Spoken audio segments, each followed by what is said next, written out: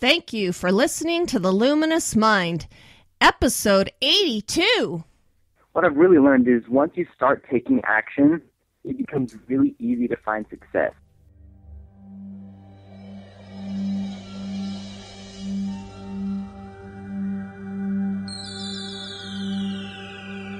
Benjamin Franklin once said, "Do not curse the darkness, rather light a candle instead."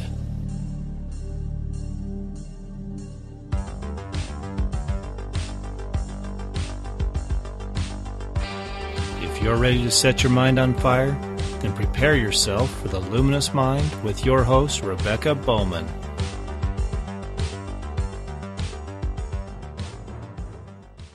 Today's fire starter is Jacob Hansen. Jacob is a 16-year-old self-directed student living in Bountiful, Utah.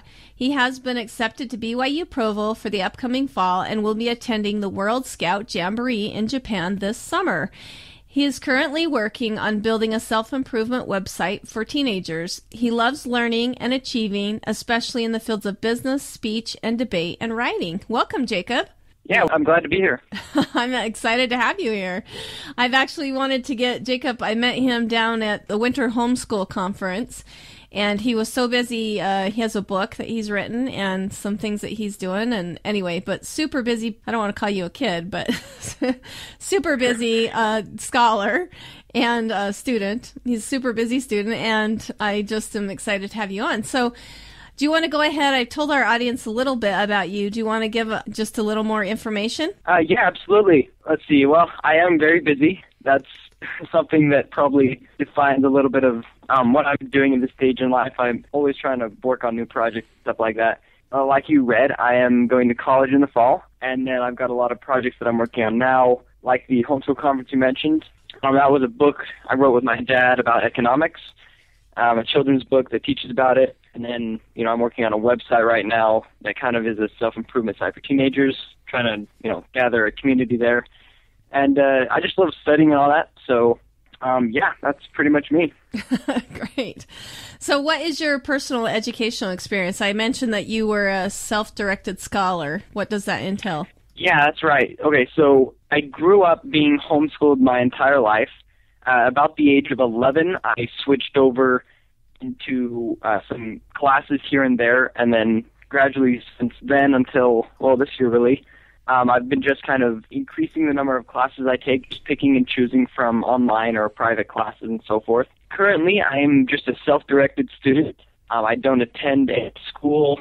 People are always asking me, when I tell them I'm going to college, they ask, "Oh, so you graduated then?" And I'm like, "No, I'm not graduating from anything." So, yeah. I just kind of am a self-directed student. I build my own plans. I work with a couple of groups that help mentor me. And, yeah, just kind of take responsibility for my own education. So I have to ask you more questions about what you're doing. I mean, so you just kind of look at different college courses and you've just been taking, whatever interests you. Is that right? Like online classes or? Kind of, yeah. I've also been doing some stuff with My Tech High, and that's more like reporting and stuff like that. I did take a summer class at UVU on entrepreneurship. So, yeah, I guess you could say that, just, following my interests. Kind of pick and choose. That's pretty cool. Great. So why did your parents choose to homeschool you? I'm not entirely sure. My best guess is that, I know for a fact that my mom didn't have a great experience with the current public education system. She just didn't fit into their one-size-fits-all model. And so she was looking for alternative methods. And then my dad is just a pretty educated person himself, and they just kind of looked at me and what they wanted from me in life and figured out that a more private, individualized education would work best for me. And then, from there, here I am. So you're the oldest then? The oldest kid? Yeah, that's right. Oh, that's pretty cool. So oldest of how many? I always have to think about this one. I'm pretty sure there's 4 younger siblings. Yeah. That's funny. So you talked about being a self-directed scholar, and so that's your educational philosophy. How has that kind of changed over time as you've kind of grown? Do your parents follow Thomas Jefferson education, or what's the education model? Yeah, that's right. Okay. It's based pretty generally on the Thomas Jefferson education model, but more so in the recent years, I've just kind of taken it on myself to follow that model, and not necessarily because I knew it. I just kind of, it was intuitively the right thing to do. Yeah, when I was younger, before 10 and 11, I would just do whatever interested me, and I read a lot. My parents would just kind of read to me and help me through projects and help me do things like that. And then since then, I did participate in like a Commonwealth school based on the Lemmy philosophy. But yeah, and then since then, I just kind of, I don't follow a strict system anymore, but kind of, just found out what I want to do in life, and I'm doing that. That's awesome. So kind of fun because you get to pick and choose what you want to do. So great. Absolutely, so, yeah. You talked about, going to the Commonwealth school. What do you think about socialization, and what do you think it means to be socialized? Well, I don't know.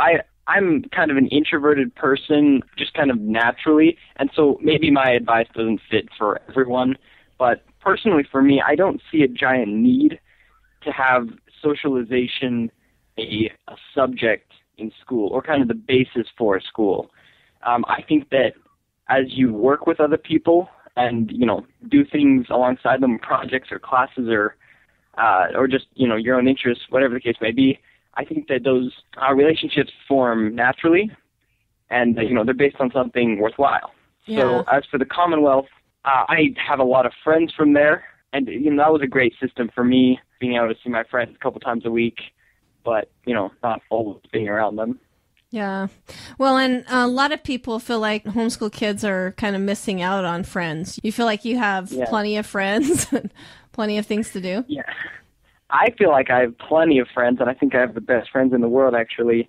There is, I think, two types of homeschooling. There's like the stereotypical homeschooling where you basically do a public curriculum at your home, and then there's the Thomas Jefferson model, which is kind of what I've done. I think as long as you're sticking with that model, which, includes these types of classes and really just individualizing your education, you'll do just fine socializing. There's really no need to worry about that. So you think if you're doing school at home, where you're trying to mimic the public school, that you'd actually have less socialization? Is that what I'm getting from that? Yeah, I'd say cool. That. I haven't really thought about that. I guess that's kind of true, that maybe there's less activities than if you're trying to get out in the community and customize. That's pretty cool. So what do you think it means to be socialized anyway? I mean, we hear that term all the time. Just that you can play in the sandbox really well with other kids, or... Well, I don't know. The playing in the sandbox part, I think that comes pretty naturally to children. But just for being a teenager, I think a lot of being socialized, if you want to call it that, is just being able to get along with people and being emotionally fulfilled. So, having the friends that everyone needs to go talk to or just to spend time with, have a great time. I think that's the element. And then also just the skills that you need on a daily basis, especially if you're going to do anything in business world or other fields like that. That's, what I'm looking into. So for me, I like to be able to have enough people that I'm associating with that I can confidently express myself and work with other people. So yeah, that's what I'd say socialization is all about. Yeah, and when I met you, you seemed pretty confident. I mean, confident enough, like you said, like I guess a lot of people just picture the kind of in the shell type of a kid that, he can't kind of come out of that and, is really scared of everybody. You did not strike me as that at all. So that's pretty cool. I hope not. So what would you say your biggest obstacle is that you face, and then what have you learned from those obstacles? Perhaps one of my biggest obstacles that I'm facing right now is my age, and that's kind of a blessing in disguise. Just because I have so many dreams and projects that I'm trying to work on, sometimes it's a bit difficult being just 16. There's, of course, like barriers and things like that you have to get through. People just don't take you seriously, is that what you mean? Because you're so young? In a way, but more than that, there's also kind of a social expectation, says that I'm like this prodigy or something like that. And that really isn't true. I'm just kind of following my interests. Oh, okay. Well, that's interesting. So people think because you're homeschooled and you're doing, you're starting the website for teens and you're writing a book, that people think that somehow you're just like more educated, or I don't know, like a higher IQ. Is that what you're meaning? Like you're... Yeah, essentially. But you're really just a normal kid who just has goals, right? Yeah, that's absolutely right. I've just, been blessed with an education system that fits me. And aside from that, I am, no different from all the other teenagers out there. Yeah, it is a hard thing. I've noticed my son kind of struggle with that, is that he's ready to kind of be moving on, and society thinks that, he can't until he's, a certain age or something. So then, like you said, too, you're a little more focused maybe than what you would normally see as a teenager. Maybe that's why people think that homeschool kids are weird, is because they do. They're a lot more driven and they have a lot more goals goes farther than the Friday night party, type of thing. Yeah. Absolutely. That's awesome. That is really great. So, and what have you learned from that? I mean, that obstacle of trying to get through that age barrier. Well, really, one of the things that I've learned is that other teenagers, they don't like the social expectation that seems to exist. If I'm willing to lead out and just kind of be myself and hit the goals that I'm setting for myself, that other people will appreciate my example, and themselves be inspired to do likewise. So you actually think that more kids, like in a traditional schooling thing, are ready to shed that kind of that persona too, but maybe it's adults that are holding them back. Is that what you're kind of driving at? Exactly. Yeah, I think society has false expectation about the potential of teenagers specifically, but really all kids. And it's that expectation that kind of unconsciously molds how society treats us. And in that way, it just isn't expected for teens or kids to do great things or to really make something of themselves. So, yeah. Oh, so it's like the parents that really have the problem, not the kids. That's pretty cool. Right. I've actually talked to quite a few. I talked to a child advocate, and he would totally agree with you that we aren't talking to the kids about what kind of education they want. We're just kind of throwing them, okay, this is what you do at this age, when they're ready to do so much more than that. That's pretty cool that you recognize that. Is that kind of what you're basing your website off? Maybe we should talk about your website a little bit. What is that website about? It is kind of based on that idea that these teenagers have more potential than they are given credit for. Basically, my website I started with a friend of mine. Like, we would write for one of our Lemmy classes together. We had a little writing class.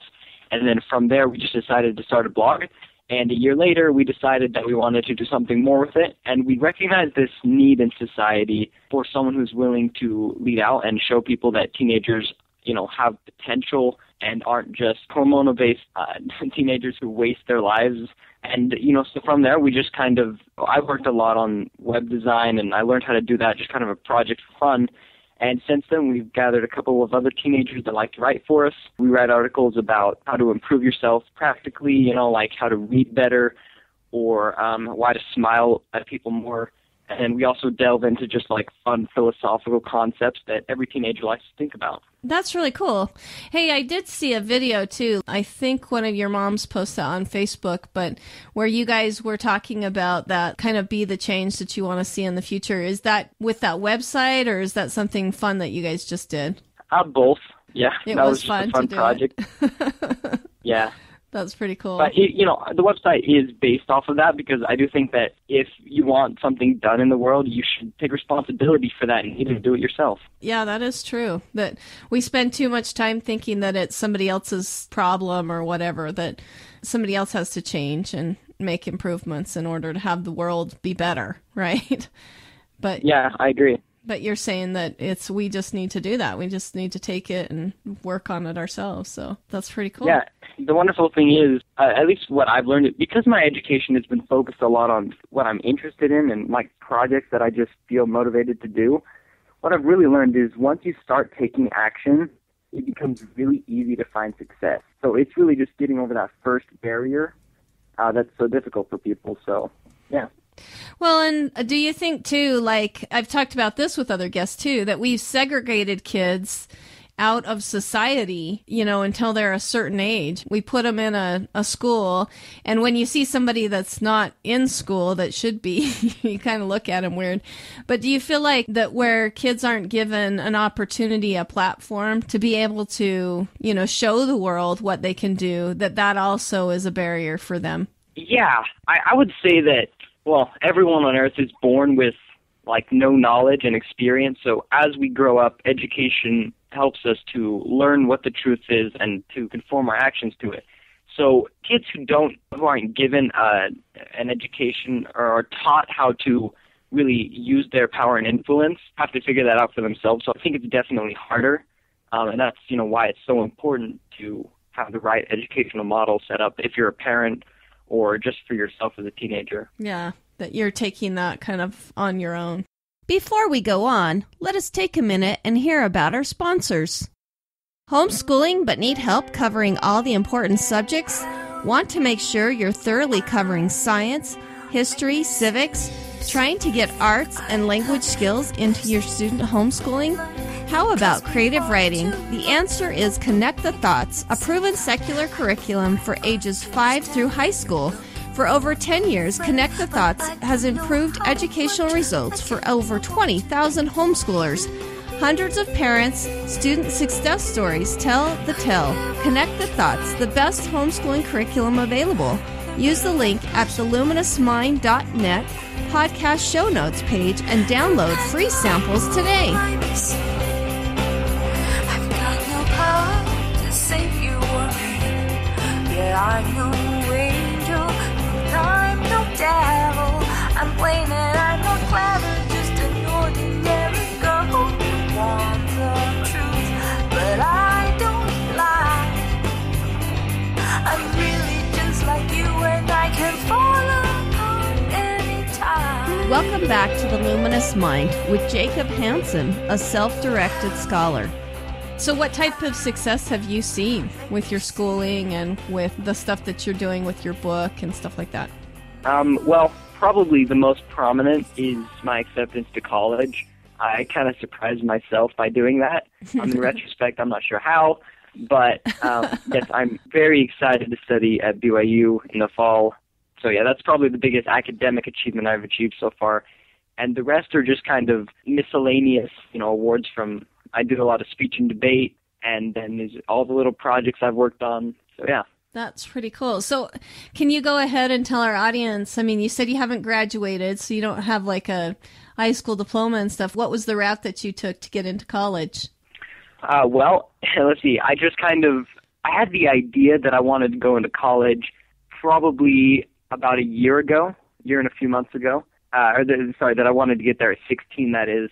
And so I had that idea just kind of stewing in my mind. And I went on the Edison Project retreat. It's for the Edison Project class, one of the LEMI classes that they offer at our Commonwealth school. And I just kind of decided that that's what I wanted to do. I wanted to get accepted to a college, specifically BYU Provo, in a year's time. So from then, I just planned everything out. I did a bunch of research. I talked to advisors and counselors, figured out what I needed to do. And then for the next 6 or 7 months, I studied very rigorously for the ACT, and I was very fortunate to score highly there. Yeah, just using all of the portfolio experiences from all the projects I've done, and for my strong ACT scores, I was able to get in. That's pretty cool. So simple as that, right? You set a goal and Yep. and made it happen. That's pretty cool. Sounds like you did all the research on that. That wasn't something that they pushed you on or anything. That's just a goal. No, not at all. I took it all upon myself. I spent probably like 3 weeks researching and building a plan for the entire school year, for everything I wanted to do, not just the college prep. And that was definitely a very important part in my journey to college. That's pretty cool. That's awesome. So what are some personal habits that you have that help to make you successful? I don't know. I'm not sure I'm the best example of good habits. I try to have good habits. They don't always turn out well, though. Yeah, pretty much every time I try to build a really nice habit, I end up just failing at it. But really, I found that as long as you have the right passion and motivation, everything else will just kind of fall in place. So I guess you could call it a habit of just focusing on what I really want and letting my life kind of conform to that. Oh, wow. So just setting that goal, like we said, trying to push yourselves towards making that happen. Habits do take a while to develop. It's not something you just do overnight. But I've found that as long as I'm working towards goals, the little habits and the little details of my life will eventually sort themselves out. And I'm noticing that more and more as I get older, that the good habits that I want are coming more naturally. But, they do take a lot of time. And so I don't think you should wait to have perfect habits in order to try and achieve success. That's true, because that may never come. Huh? I still have habits that I'm trying to create. Them been there, so that's awesome. So how do you organize your time, like with your family and all the activities that you're doing and everything like that? How have you been able to do that? I am a very avid planner when it comes to my weekly schedules.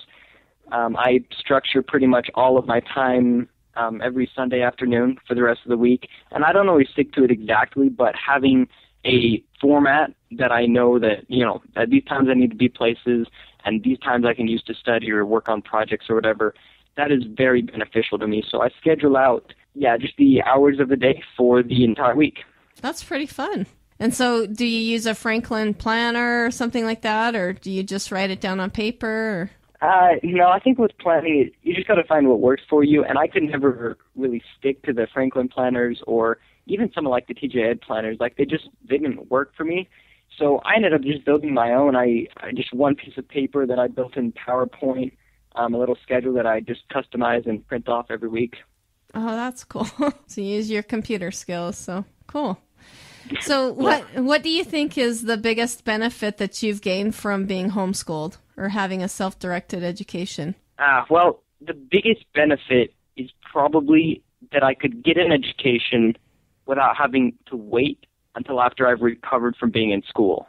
Yeah. Can you explain about what you mean by that? Yeah, absolutely. So one of my favorite books is actually by Dr. Ken Robinson.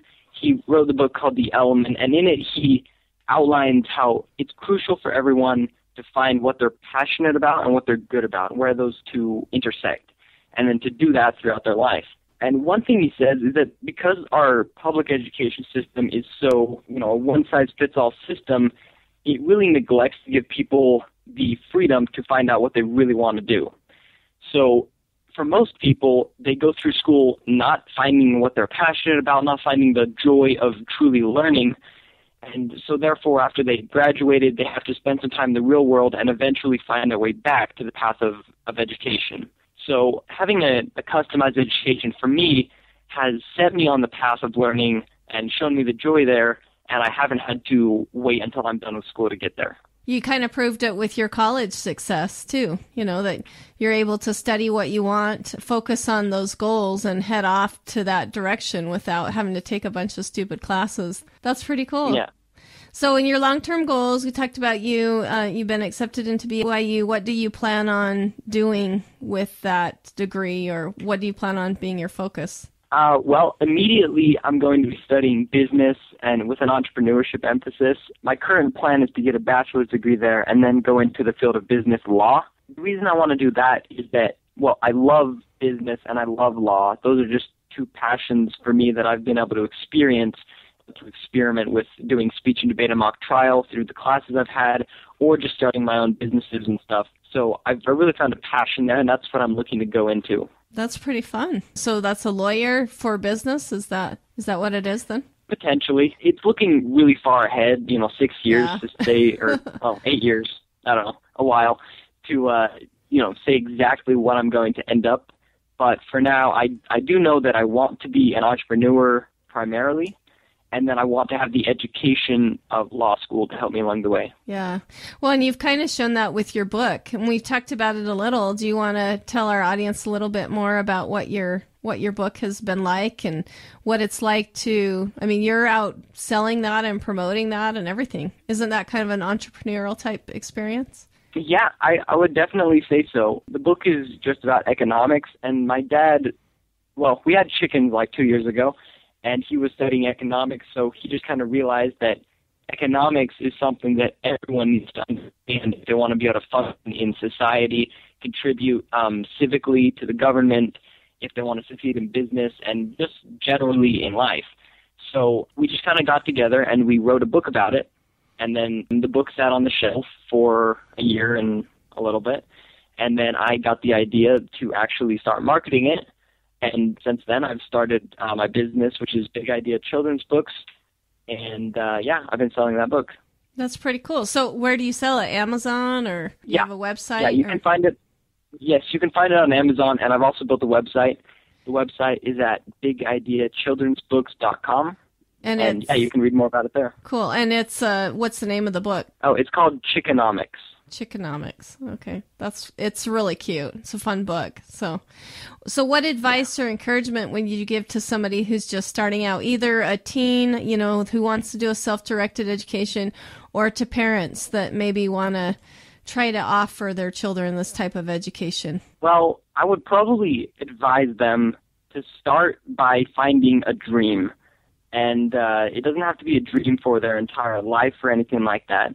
But in my own life, I've found that the times that I really have success and the times that I'm motivated, that I'm engaged in what I'm learning, is when I have a vision of who I can become or what I can do once I've achieved it. So the starting point of any real success is just having a desire for something. And I think you need to find that something before you try to apply the means to the end. That is true. Yeah. You're saying basically parents need to have a vision for what they want their education for their children to look like. And that also holds true for teens once they take over that education. Is that correct? Yeah. And I don't know that parents need to have an exact idea of who their child should become. I think, as we grow up, we're going to define that for ourselves. But I do think that parents should do whatever they can to put their child on the path of loving to learn, and then being able to dream and using the knowledge that they have to be creative and find out what they really want to do in life. And teaching them to love to learn is basically just not pushing them. Like you said, I mean, the way I even phrase that, parents, they need to have a goal for their schooling. That's kind of what we talked about before, that maybe parents are always the ones directing it, and it's really not things that the children find interesting for them. Anyway, is that how you would? Yeah, essentially. And I do think that there is a big part of education where we just have to submit to a system or to a mentor, and we need to just kind of have the self-discipline to learn what we need to learn, even though we may not see the outcome. But that definitely shouldn't be the case for all of our educational pursuits. And so having a good balance there between a parent who knows what their child needs to study in order to be successful, and a teenager or a child who has a strong motivation to become the best that they can. Yeah. And sometimes I think that we've overcomplicated it in a way.